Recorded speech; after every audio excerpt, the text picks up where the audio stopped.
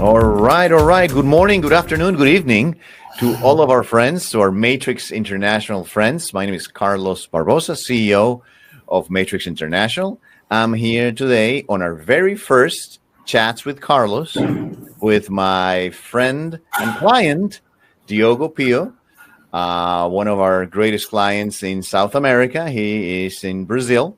What we're going to be discussing here on these spaces, things like, why did you decide to expand your business into the U.S.? What was the greatest challenge, your greatest satisfaction, things like that. So before we start, I would like for Diogo to introduce himself, tell us a little bit about what is that you guys do, and where are you? So Diogo, please. Amazing. Hello, Carlos. Hello, everyone. It's a great pleasure to be here. We've been doing business for quite some time now, and we're fortunate enough to meet during very glad occasions, right? So thank you for having me. It's an honor. This is a topic I love talking about. So I'm from Brazil. I have a company here in Brazil, but for the past 3 years, we've also been working for American clients. We've established an office in the US with Matrix International. And since then, most of our business have happened in United States territory. So our company is called Arrive Studios. We are a post-production house. So we do motion design and video editing for clients, and we provide services to video agencies, marketing agencies, and other companies. Mostly in California, a little bit in New York, Florida, and some major states. It's been an incredible journey, and again, every time I see Carlos, it's always a pleasure because he's helped us make that possible. Oh, my friend, thank you so much for those kind words. It's all about you guys, and it's all about the clients, and it really makes us really happy to see you guys succeed here in the U.S. and make your dreams come true. So tell me a little bit about the origin of this idea. What made you think about being successful in Brazil with your company there? What made you think? Why the U.S.? Why expand? What gave you that idea? Yeah, there's a number of reasons. But mostly, I think every Brazilian looks up to that, like America, the most powerful country in the world and the strongest economy. I feel like everyone has this feeling of working abroad for a series of reasons. For us, besides that, it was about the maturity of our industry, which is like when we're talking about video production and working in cinema and film, etc. The United States are just, let's say, better in general, like stronger. It's a better market. It's a more mature industry. So we've always wanted to enter that, to be part of that. But we didn't know where to begin. So we didn't know how to get started with that. We've always had that feeling, that desire, but we didn't know how to take that step. So little by little, a lot of things happened, and part of what we wanted has been accomplished. But I think the United States, like the US in general, feels more welcoming to us. The culture, the structure, the communication. Like even now, we think about expanding to other countries, but it doesn't feel that welcoming. We feel like there is a lot we don't know, a lot about the people, a lot about like even language barriers. So Americans in general, we're more used to them. The relationship between the US and the rest of the world is pretty good in general for most of it. For language matters and market, and anyway, that most of most of the states we work with individually, Brazil is a big country, right? It's among the 10 economies in the world. It's the fifth territory, one of the biggest populations in the world. And still, there are 4 states in the US that individually have a stronger economy than our entire country.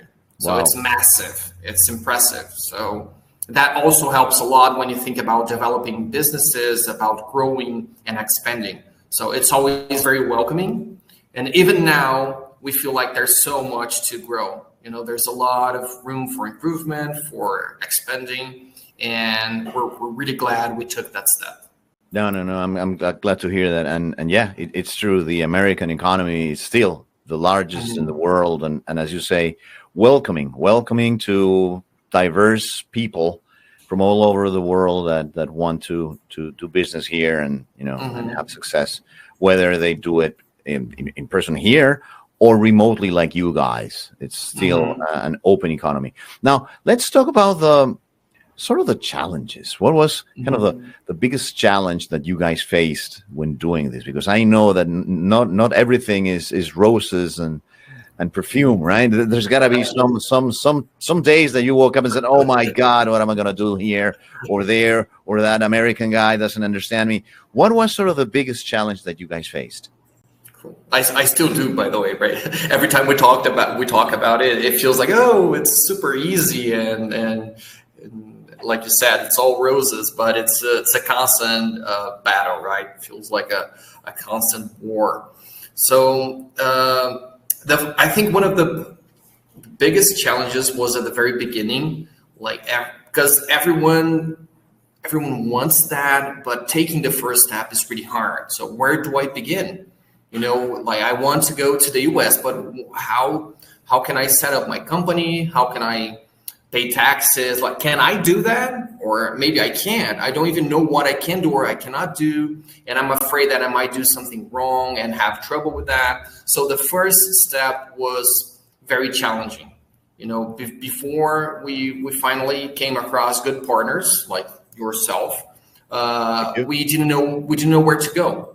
We didn't know what to do. Everything is new. And the way we're used to doing business is not the same in another country. So that was a first, and it took us a while to have the courage to actually get that done. After we decided to, it was just that we decided to do it, and it was easier than we thought. But it was all about taking the time and accepting that idea and going after that. So I think that was one big challenge. That is interesting, and you know what, Diogo? That's I think the most common challenge that I see from our friends and clients is not really their competitors or the market, is fear. Yes. Fear of change. Yes. Because they think that something like that has to be, if not impossible, extremely expensive, close to impossible, and maybe only relegated to the largest companies in my country. Petrobras in Brazil. They are the only ones that can really go outside and expand and conquer the US. But how could I ever even dream about something like that? Exactly. But it's not, right? Yeah, and that's how I felt. I was like, oh, well, wait, is that it? I should have done that earlier. It's kind of no big deal. There's a lot of things that we have to face as entrepreneurs, and it's no big deal. It's not expensive, and that's the biggest challenge. What hindered us, that stopped us, that prevented us from going abroad. We could have done that way earlier, years earlier, but we were afraid. We didn't know where to look. We were in the dark. So that was a big challenge and a big step. But once we actually we took that step, it was not that hard. It was cheaper than we thought. It was easier than we thought. And then came the next challenge, which was, okay, I'm here. Now what? Right now, I got to find clients. I got to make this work. So that's the second challenge, which it was, to be honest, it was less scary than we thought, because now the ball was on our court. We didn't depend on other people. We could just get to work. So after we felt like, okay, we're here, it took us some time to accept that, I have an American company. It's kind of weird. It's a weird feeling, now it took us a few years to actually get that idea. And then the second challenge is, of course, finding new clients, learning more about the American culture, doing marketing, sales, and so on. But I think that like you said that very well, I think the greatest challenge was this initial fear, and this constant fear that maybe I won't be able to make that happen. But in the end, it's been working out really well. Right, exactly. So like someone said, what would you do if you knew that you couldn't fail, right? Mm-hmm. You could do anything. If you just knew that you can't fail. So that's the fear of change, fear of failing is probably the greatest challenge that most of our friends and clients face every day. Now let's talk about that second phase. Now you established your company here. You're still living and still live in Brazil. But now you need to grow and find clients in the US and start doing business. How was that? Tell me a little bit about that process, because it's quite impressive. And with today's technology, it's not that difficult. I mean, it's not like the olden days when you actually had to go door to door and knock literally on doors and have meetings with people. You didn't do that. How did it work then? Again, I think one important step was to accept that idea. Like you said, we can actually do that. You can email pretty much anyone. If you Google how to find clients, you can learn about a bunch of stuff for free from your house. So it's more about the idea that you can actually accepting this idea that you can make that happen. And then the discipline and the routine to actually put some time into that and get to work. So once we accepted that we were good enough, we could find clients, and we actually took some time every single day, every week, and we still do that. We've been doing that for years now. We eventually, after you know how sales goes, how marketing is. Yeah, you'll have to shoot 100 times to get one. To aim at the target once. Like, it's not easy, but it does happen. I always tell people that it's not. We keep planting seeds, and we expect them to grow when we want them to grow. Like, now I planted here, I want to harvest it here, but that's not how it goes. Like most of the seeds you plant, you never know how they're gonna grow, or when you're gonna harvest them, or if they're even going to work exactly. But there are a lot of those invisible connections, and after maybe 2-3 years, the effort you made in the past ends up becoming something good. So for example, we've landed a client this month that I met in 2022. So in 2022, I went to an event and I met them and I invested. And after 1-2 years, I thought, this is not going to happen. It was useless, and turns out it was not. And last month, we landed a potential client, a lead that we've been sending cold emails and LinkedIn posts for about 9 months. And now it's the first time they actually open one and talk to us because they want to hire us. So it takes time, it takes effort, but it does happen.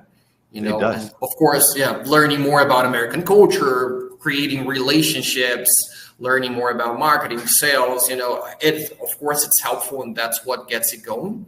But you need to do that anywhere else in the world, in the US, in Brazil. If you have a business, you got to make that happen. It's no different in America. I think that's a good point. It's no different. It's just whatever you're doing in your country, you keep doing it here, and sales 101, marketing 101, something is going to work out if you just continue the path. So that's absolutely true. That's absolutely reasonable.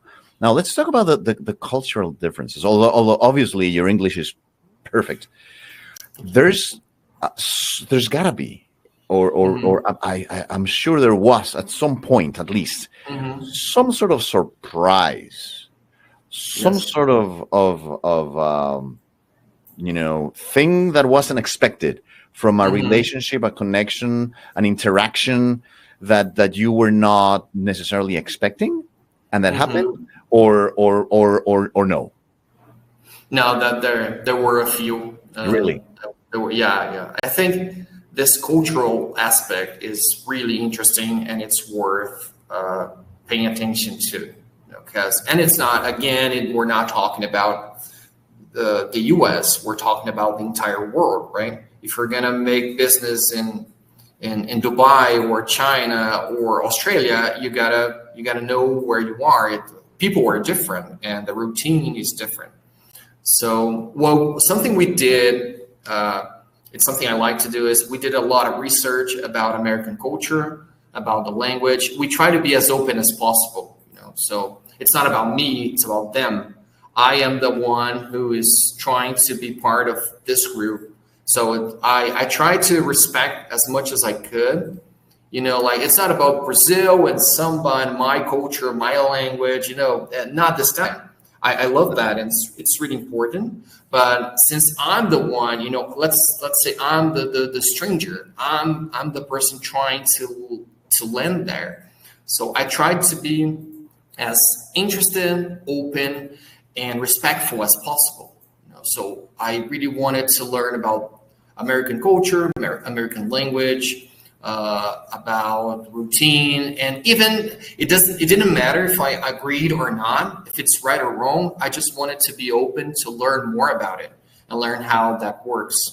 And that really helped, because we have a lot of prejudices. We have good things and bad things about America. I think every country has that. Sure. But when you actually open yourself to listen and try to understand, it helps a lot. So Americans are different than Brazilians, of course. We have different cultures.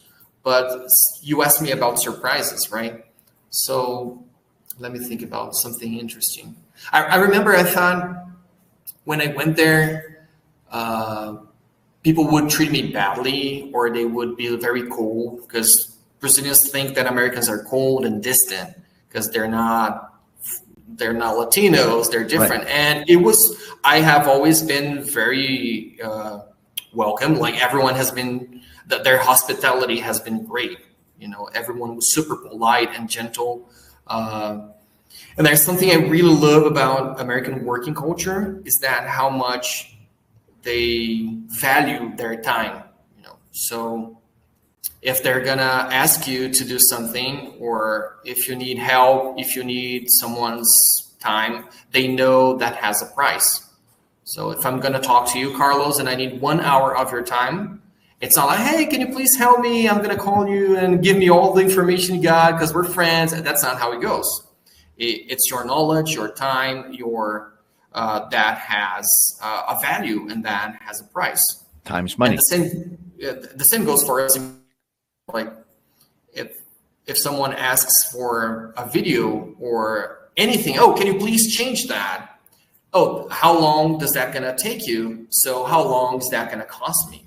That's completely inside their working culture, from the janitor to the CEO. And I love that, because it helps you respect businesses, and everyone understands this idea of time and value in work.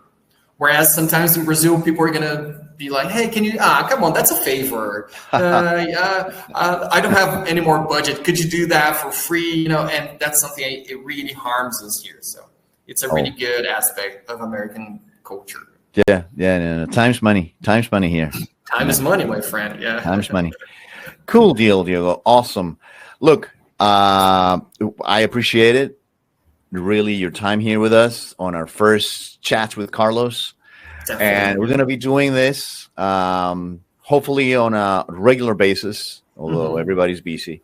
We're going to be talking with other, partners, clients, friends, people from the media here in the US, maybe, to bring these ideas and these concepts to our community, because we love our community. It's growing fast. It's thousands of entrepreneurs and future entrepreneurs around the world that follow us now. And we want to share the best practices, challenges, successes, dreams and nightmares sometimes, because it's good to know everything about doing this and leaving your comfort zone and thinking outside of the box, so on and so forth, as they say. So again, thank you so much, Diogo. I really appreciate it. We'll be talking very soon. And for all of our friends around the world, stay tuned, and we will come back with more chats with Carlos. Thank you. Take care. Thank you, guys.